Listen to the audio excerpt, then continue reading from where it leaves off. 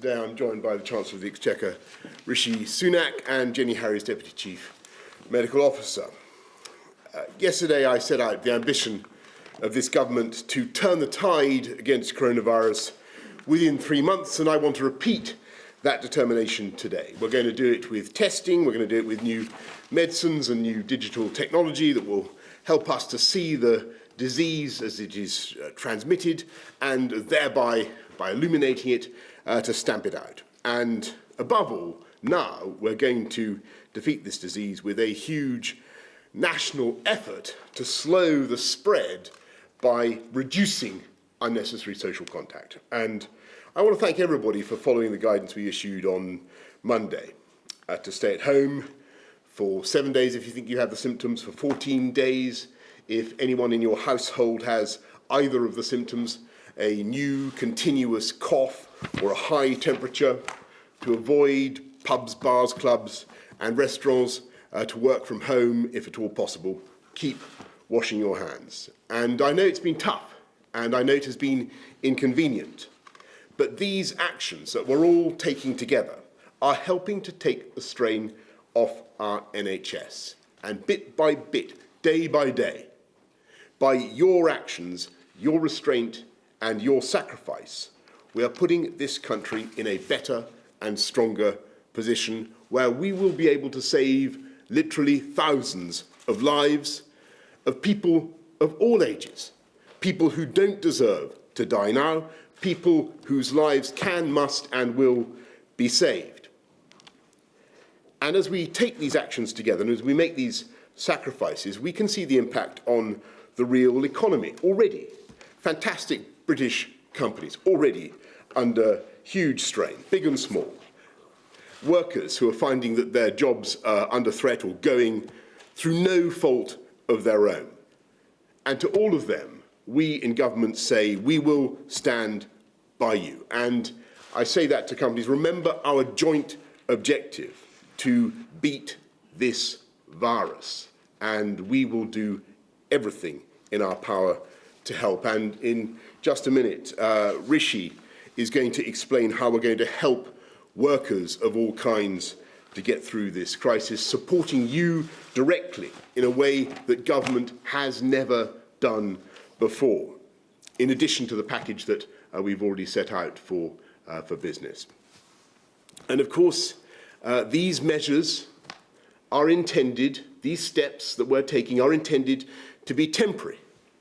And of course, I am confident that in time the UK economy is going to bounce back. Of course it is, but I must be absolutely clear with you. The speed of our eventual recovery depends entirely on our ability, our collective ability, to get on top of the virus now.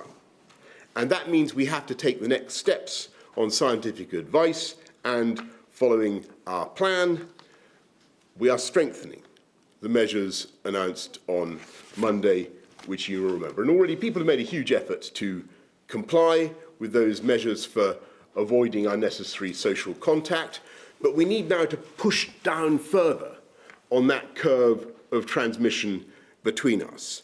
And so, following agreement between all the 4 nations of the United Kingdom, all the devolved administrations, we are collectively telling cafes, pubs, bars and restaurants to close tonight as soon as they reasonably can, and not to open tomorrow. Though, to be clear, they can continue to provide take-out services. We're also telling nightclubs, theatres, cinemas, gyms and leisure centres to close on the same timescale. Now, these are places where people come together, and indeed the whole purpose in many cases of these businesses is to bring people together. But the sad thing is, I'm afraid today, for now, at least physically, we need to keep people apart. And I want to stress that we will review the situation each month to see if we can relax any of these measures. And listening to what I have just said, some people may, of course, be tempted to to go out tonight. And I say to you, please don't. You may think that you're invincible, but there is no guarantee that you will get mild symptoms, and you can still be a carrier of the disease and pass it on to others. So that's why, as far as possible, we want you to stay at home. That's how we can protect our NHS and save lives. I know, to repeat, I know how difficult this is and how it seems to go against the freedom-loving instincts of the British people. And I also know how much right now workers and business deserve the financial reassurance that we are giving them. But we will get through this. We will get through it together, and we will beat this virus. And to ram that point home, the more effectively we follow the advice that we are given, the faster this country will stage both a medical and an economic recovery in full. Thank you all very much. I'm going to pass now to Rishi, who's going to explain explain the financial support for workers. Thank you, Prime Minister. Good afternoon.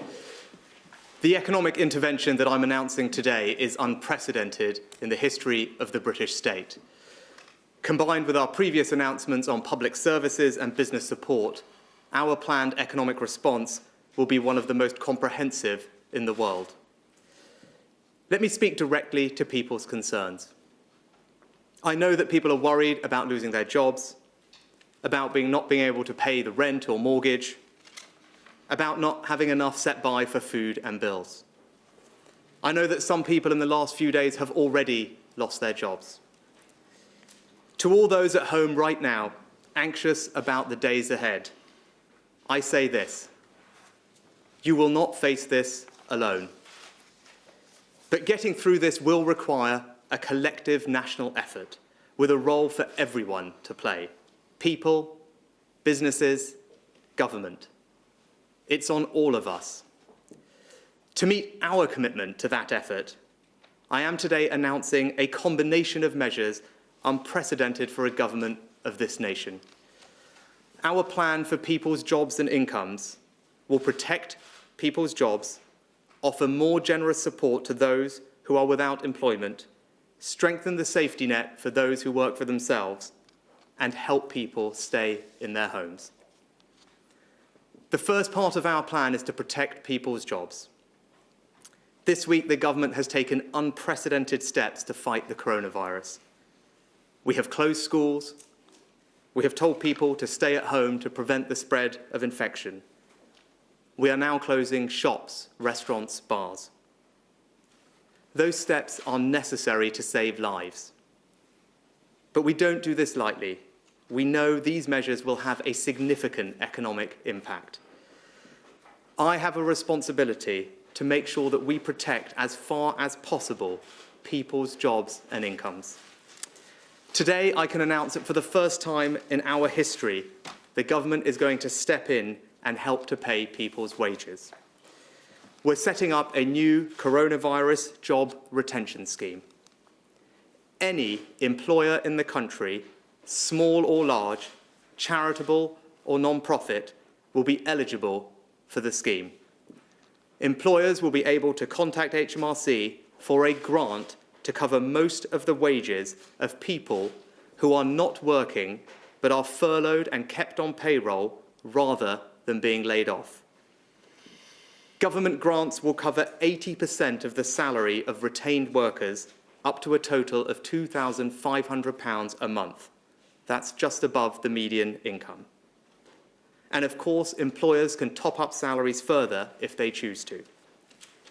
That means workers in any part of the UK can retain their job even if their employer cannot afford to pay them, and be paid at least 80% of their salary. The coronavirus job retention scheme will cover the cost of wages backdated to March the 1st and will be open initially for at least 3 months, and I will extend the scheme for longer if necessary. I am placing no limit on the amount of funding available for the scheme. We will pay grants to support as many jobs as necessary.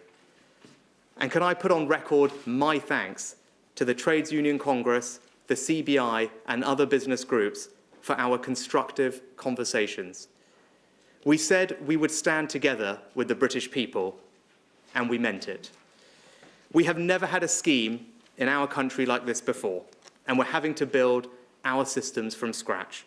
I can assure you that HMRC are working night and day to get the scheme up and running, and we expect the first grants to be paid within weeks, and we're aiming to get it done before the end of April. But I know that many businesses are hurting now. I've already taken extraordinary measures to make cash available to businesses through loans, grants, and guarantees. I can announce today that the Coronavirus Business Interruption Loan Scheme will not be interest-free as previously planned for 6 months. It will now be interest-free for 12 months. And thanks to the enormous efforts of our critical financial services sector, those loans will now be available starting on Monday. And I will announce further measures next week on top of those the Governor and I have already taken to ensure that larger and medium-sized businesses can also access the credit they need. I'm also announcing today further cash flow support through the cash tax system. To help businesses pay people and keep them in work, I am deferring the next quarter of VAT payments. That means no business will pay any VAT from now until the end of June, and you will have until the end of the financial year to repay those bills. That is a direct injection of over £30 billion of cash to businesses, equivalent to 1.5% of GDP. Let me speak directly to businesses. I know it's incredibly difficult out there. We in government are doing everything we can to support you. We're paying people's wages up to 80% so someone can be furloughed rather than laid off to protect their jobs. We're deferring over £30 billion of taxes until the end of the financial year. We're lending unlimited sums of money, interest-free, for 12 months. We're abolishing business rates altogether this year if you're in hospitality, retail and leisure. We're providing cash grants of £25,000 for small business properties. The government is doing its best to stand behind you, and I am asking you to do your best to stand behind our workers. We are launching in the coming days a major national advertising campaign to communicate the available business support for businesses and people. Please look very carefully at that support before making any decisions to lay people off. It's on all of us. We are starting a great national effort to protect jobs. But the truth is we are already seeing job losses, and there may be more to come. I cannot promise you that no one will face hardship in the weeks ahead. So we will also act to protect you if the worst happens. To strengthen the safety net, I'm increasing today the universal credit standard allowance for the next 12 months by £1,000 a year. For the next 12 months, I'm increasing the working tax credit basic element by the same amount as well. Together, these measures will benefit over 4 million of our most vulnerable households.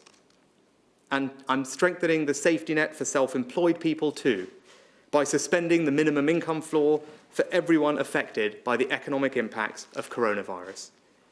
That means self-employed people can now access in full universal credit at a rate equivalent to statutory sick pay for employees.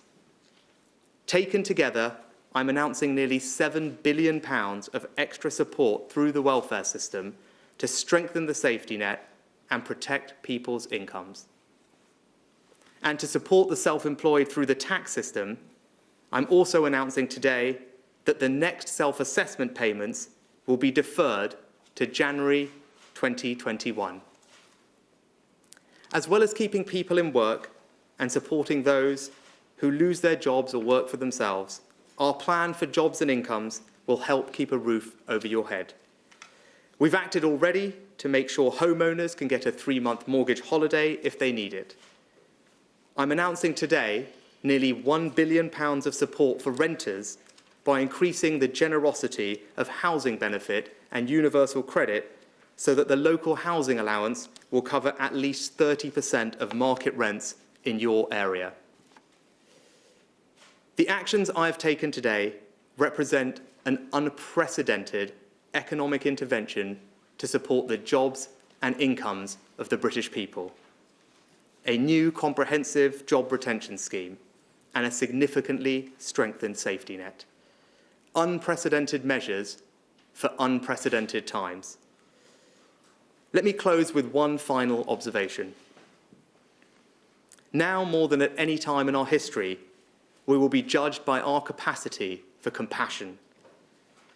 Our ability to come through this won't just be down to what government or businesses do, but by the individual acts of kindness that we show each other. The small business who does everything they can not to lay off their staff. The student who does a shop for their elderly neighbour. The retired nurse who volunteers to cover some shifts in their local hospital. When this is over, and it will be over, we want to look back on this moment and remember the many small acts of kindness done by us and to us. We want to look back on this time and remember how we thought first of others and acted with decency. We want to look back on this time and remember how, in the face of a generation-defining moment, we undertook a collective national effort and we stood together. It's on all of us. Thank you. Thank you very much, Rishi. Jenny, is there anything you want to say at this stage? Okay, well, perhaps you can help us field any questions from the scientific and medical point of view as they come. Can I go first to Alex Forsyth from the BBC? Prime Minister, thank you very much. The measures you've announced today will have a significant impact, not just on business, of course, but on people's lives. Can you tell us what has changed that's made you introduce these measures now? How long, if you can, do you see these measures lasting, and how do you plan to enforce them? And Chancellor, if I may, you talk about unprecedented measures that you're taking. How can you be sure that the tax and welfare system can cope to ensure that this support goes to those people who need it and need it quickly? Thank you. Thanks. Well, Alex, what we're doing today is really enforcing what we set out in the fourth part of our advice on Monday. I think people made a huge effort in the last 4 or 5 days to comply. We saw big reductions in people attending some pubs, a lot of pubs across the country. A lot of effort was made by people to reduce unnecessary social contact, as we said. But it was becoming clear that in order to drive that curve down, to reduce the unnecessary social gatherings by 75%, which is what the science tells us we need to do to have an impact on that curve, then we need now to be making it absolutely clear that we're going to enforce these closures, and so that's the pubs, bars, clubs, and so on that I mentioned, in addition to gyms, leisure centres, and so on.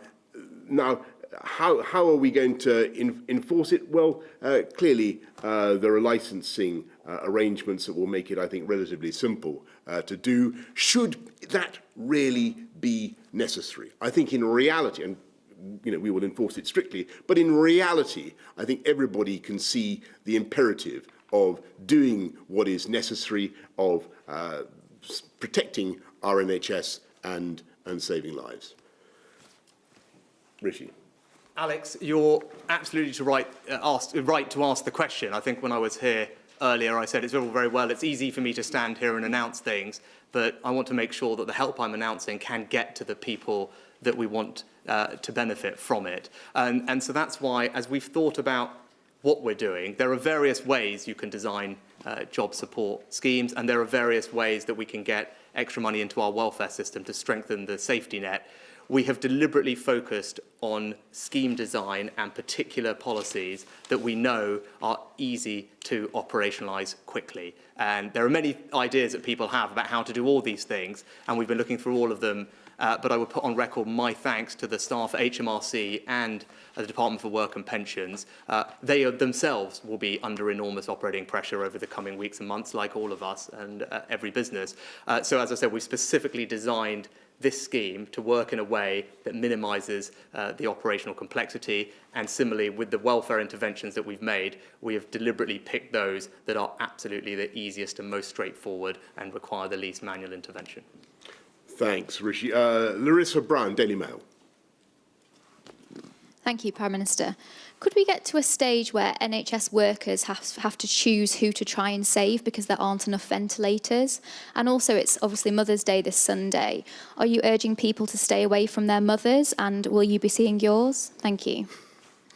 On the first question about clinical judgments, doctors in the NHS, clinicians in the NHS already make very difficult judgments. But our objective, and the objective of this whole campaign, is to ensure that we flatten the curve, as we've been saying repeatedly over the last couple of weeks. We flatten the curve, but also that we lift up the line of NHS resilience and capabilities. That means there's a massive effort going on right now to ensure that we do have enough ventilators, enough ICUs to cope. And that is why it's so vital that people follow the measures that we've outlined. And as for Mother's Day, look, I think my advice would be that people should really think very carefully about, irrespective of whether they're visiting their mothers, whether any elderly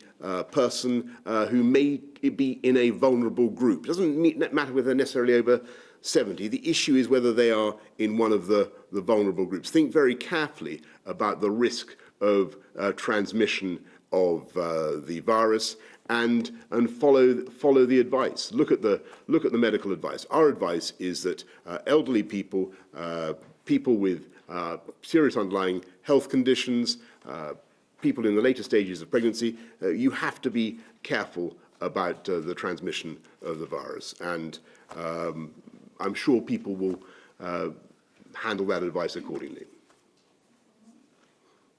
And I'm in regular contact with all members of my family, but I'll be working very hard on Sunday, I can tell you that much.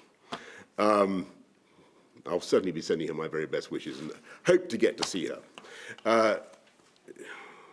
Shahab Khan, ITV. Prime Minister, there's been an escalation in the measures that you have been recommending and advising and now ordering. Are we going to get to a stage where there are further measures that you consider, including potentially limiting transport and movement of people around the country? And to the Chancellor, if I may, will this wage protection scheme cover those on zero-hour contracts? If so, given that so many people on zero-hour contracts do not have a set salary every month, how will their wages be determined and who will determine that? Yeah, look, Shab, on transport, I don't know whether you were here yesterday. Transport is fundamental to our ability to deliver vital public services. I was pretty clear that we don't want, for instance, to immobilise the tube or our major transport networks. You know, it's just too important for the delivery of crucial public services. Yes, and on those, everyone who's covered by the scheme, it covers everybody who is on the PAYE system through a company. So we'll be publishing detailed guidance shortly, but depending on your particular employment contract, it might be different depending on who you are. Covers 0 hours covers a variety of different situations, but it may well be that you are on a PAYE scheme and have a set of regular earnings, and it will be covered depending on your particular circumstance. I can't generalise for every single person's employment status, but in general, our desire here is to cover as broad a range of people as possible. We've wanted to make it as comprehensive a scheme as possible for those in employment, which is why we haven't limited it by company, by sector, by size of business. We're deliberately targeted to do as economy-wide an intervention as we can. Sam Coates, Sky News. Sam Coates, Sky News. Chancellor, you've announced an extraordinarily large package today. Do you have any sense of how much it'll cost per month? And presumably it'll be funded by borrowing. So can you guarantee that this package will be available month after month, up to maybe 18 months, which some of the scientific studies suggest might be the duration of what we're facing? Jenny Harris, millions of children broke up today for the last time from school. Could you just be crystal clear about what children should and shouldn't do from Monday? Can they go to the park, go to the playground, have play dates with their friends? I know there's a lot of confusion out there. And Prime Minister, Sky News has talked to a senior emergency medicine consultant in a South London hospital today. He's just warning about the dangers ahead, the fact that they're not set up for the huge numbers of ventilators needed, the disbelief they feel at the queues outside supermarket with people too close together and calling for more lockdown, and warning that we could be in a situation worse than Italy, and upset at what they call the falsely placed sense of optimism they see amongst some politicians. What is your message to that, Doctor? Can I start, Sam? Yep. You're right, it is a significant intervention. We've thought through that, and our intention is to finance the package through the government's normal debt management operations. As we've already announced, the Treasury and the DMO, the Debt Management Office, are shortly to publish a comprehensive update to the gilt financing remit, and that will be done in April. And of course, the DMO, Treasury and Bank of England are coordinating closely to support the functioning of the gilt markets, and we're very confident that we can finance it in that way. So I've got a very simple answer to that. I think there should be some guidance published today from the Department for Education, which has had clinical and scientific input. The basic strand running through all of these measures is about social distancing and reducing the totality of our social interactions. That applies to children just as it does to the rest of us. But also there is a balance there between maintaining physical and mental well-being when we're going through what will be, for all of us, quite a stressful period. So for children who are at home, a family or a household group usually has the same sort of exposure risk. So put nicely, that just means it's okay for them to play together usually in their own home environment, kick a ball around in the garden if they have one. We're not saying don't go outside, but we are saying if you go outside, go in a way which reduces your social contact. So clearly for children, there is a safety issue here and a safeguarding one. We don't want to suggest every small child should go off in a solitary walk across the park. That would not be a helpful public health measure. But certainly with appropriate supervision, buddying children, for example, keeping 2 metres apart, off for a bike ride together or something, that is absolutely fine. And in many ways, we would encourage that. But there are some simple principles again around that. You know, make sure you hang on to your own bike, your own equipment or whatever.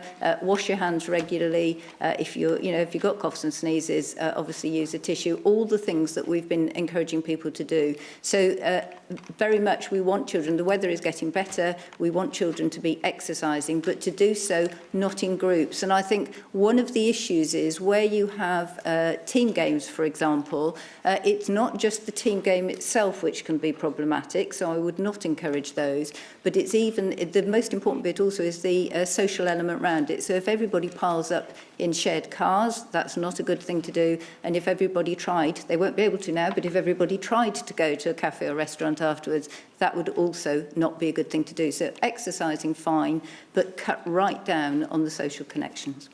Yeah, and Sam, just on your last question, I don't think anybody in government could conceivably be accused of underestimating the scale of the crisis this country now faces. It's perfectly obvious when you look at the gradient of the disease that we have a real threat now to our country, to the ability of our NHS to manage it. And unless we get this right, you know, we are going to see thousands of lives lost, as I say, needlessly. But we have an opportunity, as I've said, to get on top of it, to make sure that we turn the tide, and to do that, we've got to follow the advice that we're giving, and that's why we're taking the measures that we are today. That's why it's absolutely vital that people do avoid unnecessary social contact, and that's why we're closing the pubs and the bars and the theatres and so on, because we need now to stop the velocity of circulation of this disease, and I've made it very clear to the country that we will take exceptional measures to do that, but we're also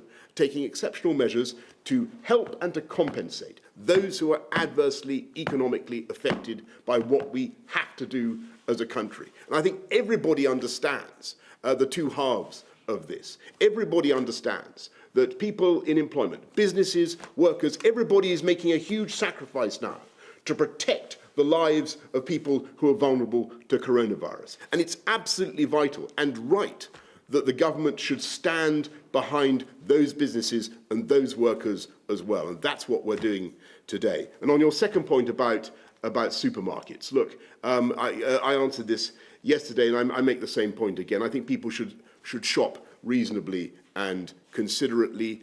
We do have fantastic supply chains. We're having another meeting with the supermarkets tomorrow. I'm chairing another meeting with the supermarkets tomorrow, and they're very confident they can get the stuff from farm to fork. So everybody should just shop reasonably and be considerate of others. Francis Elliott, The Times. Thank you. Mr. Sunak, you mentioned shops. Can you clear out whether shops are to be forced to close? It didn't appear on the list that was mentioned by the Prime Minister. Jenny Harries, could you update us on how we are doing with protective personal equipment? That's obviously something that's deeply concerning. Mr. Johnson, could you just say, in very simple terms, what you think about people who are ignoring the advice? It seems you sort of resisted the temptation yesterday or the invitation to say that they were behaving immoral. Do you not think that if people aren't following these advice, they are actually being immoral? Rish, yes. No, just very specifically, the list that the Prime Minister gave and Jenny outlined is a specific list. I was just talking in more general terms, but there's a very specific category of places where social contact happens, which is significant to the spread of the virus, which Jenny has spoken to and can speak to again, but that I meant very specifically the places that she had and the Prime Minister had referred to already. So it's very much those areas where people are gathering for social reasons. So in many ways, they're almost encouraging the spread of disease simply by virtue of those establishments. So restaurants, cafes, bars are where you're meeting, but we recognise how difficult this is for people's lives. So having take-out facilities or the opportunity to convert some of those means that food supplies will continue, and that applies very much to supermarkets, obviously, and other shops. So it's leisure centres. If you are exercising outside, that is fine, but inside is not appropriate. So the leisure centres will close. So it's areas you can imagine where you're going purposefully for social gathering, which are the ones that we're most keen to reduce the social interactions. Yeah. Sorry, PPE. Sorry, PPE, yes. PPE. So the country has a perfectly adequate supply of personal protective equipment, PPE, at the moment. That encompasses quite a wide range of different gowns, masks, gloves, all sorts of things.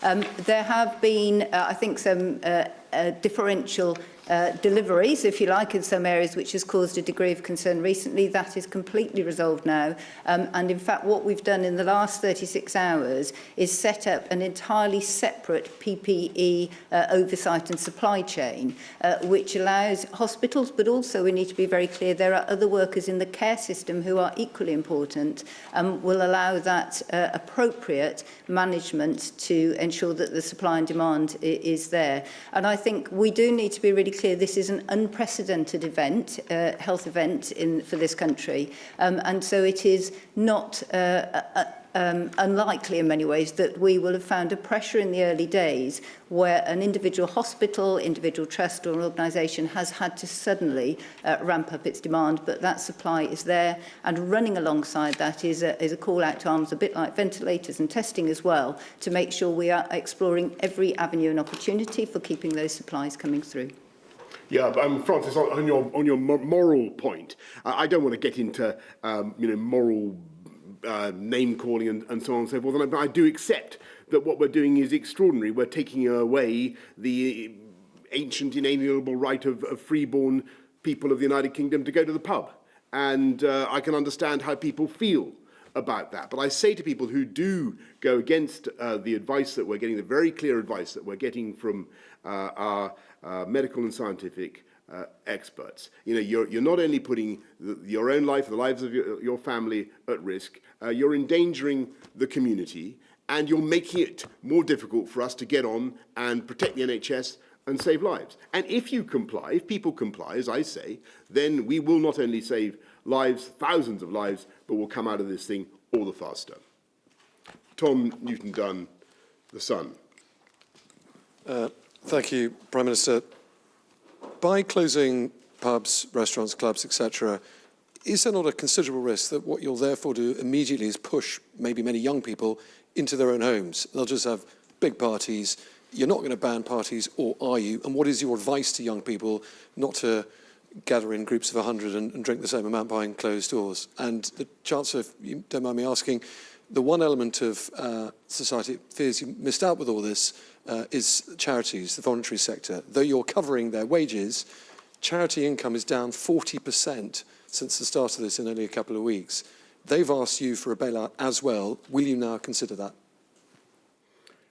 Tom, thank you. So in terms of support for the charity sector, the significant business rates relief schemes that we operated in the last week or two will certainly benefit them, which will have direct cash flow benefit to them, and they are covered by today's intervention, which I would underscore is significant.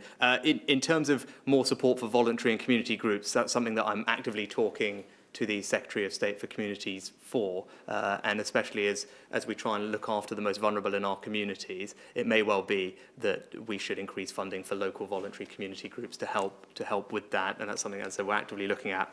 But just to underline more broadly, the scheme that I've outlined today is unprecedented in scope and scale for a British government, and it is an enormous commitment by us to British jobs and British workers. This is going to be difficult, but we are with you through this, and we are doing absolutely everything we can to support your jobs and to support your incomes through this time. Yeah, and Tom, on your point about young people, obviously we can't forbid every form of socialising between human beings. Of course we're not doing that. But on the other hand, what we are saying is that the risk is, not just for young people, the risk is that they will become vectors of the disease for older relatives with potentially fatal consequences. And we ask people to think about that. And that's why we're taking the steps that we're taking, the decisive steps we're taking in respect of places that actually invite people to socialise. That's why we've issued the very strong advice that we have. And I really hope everybody takes it. I'm afraid we're going to have to wrap up now because we've got more things to go and weigh and do. But two important things that I hope you'll take away from today, two important bits of news. Yes, we are telling pubs, bars, restaurants, clubs to close. Gyms, leisure centres, we're telling them to close. And it's a huge wrench to do that. Everybody understands that. It's a huge wrench. And it's heartbreaking to think of the businesses that will face difficulties as a result of the measures this country has had to take. But that is why we are also simultaneously announcing a quite exceptional package of support, and not just for businesses, but for individual workers. And our message to business is that we will stand behind you, and we hope that you will stand behind your workers. And to the country, this time it is different. We all remember what happened in 2008. This time we want to make sure, as we heal the economic damage that this is causing, that we put the people first. Thanks all very much.